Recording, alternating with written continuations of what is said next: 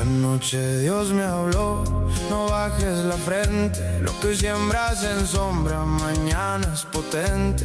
No pares por el ruido ni por el ambiente. El que aguanta el desierto luego guía a la gente. Me dijo tranquilo, todo llega a su hora. Las pruebas te pulen aunque el alma te llora. Lo que viste perdido no era despedida, solo estaba creciendo lejos de tu vista.